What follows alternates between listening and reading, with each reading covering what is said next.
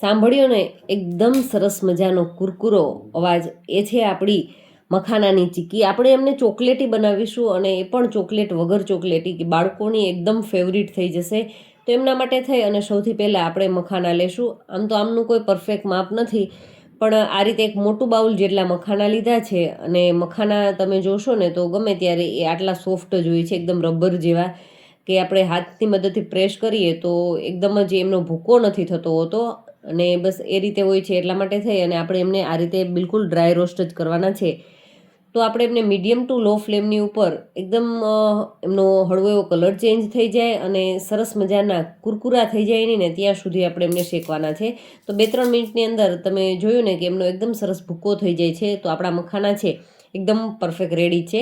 તો ગેસની ફ્લેમને બંધ કરી અને મખાનાને આપણે એક ડીશમાં કાઢી લેશું અને એમને સાઈડ પર રાખી દઈશું. હવે 2 થી 3 ચમચી જેટલા મેં સફેદ તલ લીધા છે અને તલને આપણે રોસ્ટ કરી લેવાના છે. જે રીતે મખાનાને કર્યા છે બસ સેમ એ જ રીતે આપણે કડાઈ જાડી હોય એટલે એ બસ 2 મિનિટની અંદર તો આપણા તલ છે એ પણ સરસ એવા શેકાઈ જશે. એમનો હળવો એવો કલર ચેન્જ થઈ જશે ને એ પણ એકદમ ક્રિસ્પી થઈ જશે. હવે આપણે એ જ કડાઈની અંદર 4 મોટી ચમચી જેટલો ગોળ લીધો છે. ગોળ તમે કોઈ પણ લઈ શકો છો, એવું કોઈ જરૂરિયાત નથી કે ચીક્કી માટેનો સ્પેશિયલ જ ગોળ છે એ લઈએ. બસ આપણે એમને ગોળને કડાઈની અંદર લઈ લીધો છે. એમાં બીજું કોઈ વસ્તુ એડ નથી કરતા, ન તો પાણી કે ન તો ઘી, કશું જ ઉપયોગમાં લેવાની જરૂરિયાત નથી.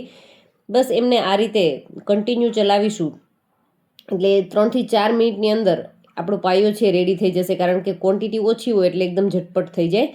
તો આપણે વચ્ચે એમને ચેક કરી લેવાનું છે કે પાણીની અંદર થોડાક ડ્રોપ્સ ગોળના નાખી દઈશું અને એમને હળવું એવું ઠંડુ થઈ ગયા બાદ આ રીતે ચેક કરીએ.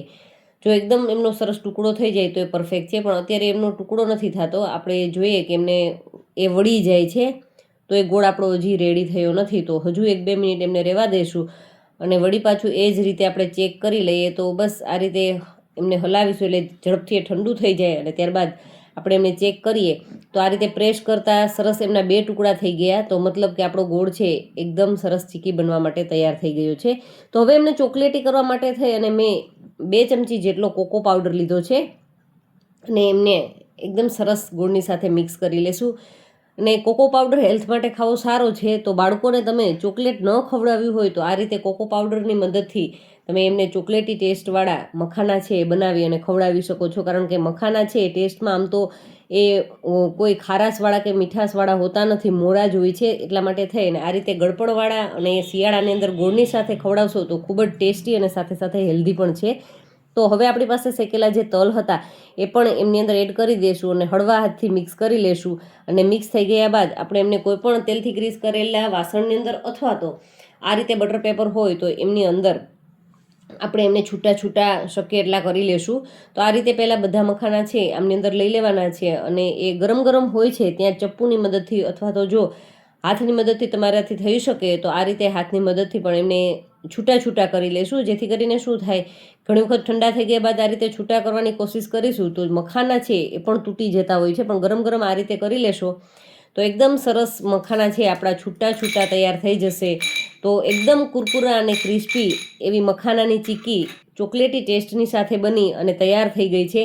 તો મિત્રો, આજનો વિડીયો તમને થોડોક પણ સારો લાગ્યો હોય તો વિડીયોને લાઇક ચોક્કસથી કરજો અને ચેનલને હજુ સુધી સબસ્ક્રાઈબ ન કરી હોય તો ચેનલને ચોક્કસથી સબસ્ક્રાઈબ કરી લેજો. કારણ કે હું તમને હર હંમેશા કહું છું કે સબસ્ક્રાઈબ કરવું બિલકુલ જ ફ્રી છે. અને હજુ તમારે મારી પાસેથી કોઈ અવનવી રેસીપી શીખવી હોય તો મને ચોક્કસથી કમેન્ટ કરી શકો છો. અને મકર સંક્રાંતિમાં તમારા પોતાના ઘરની અંદર કઈ કઈ પ્રકારની ચીક્કીઓ બને છે એ પણ મારી સાથે ચોક્કસથી શેર કરજો.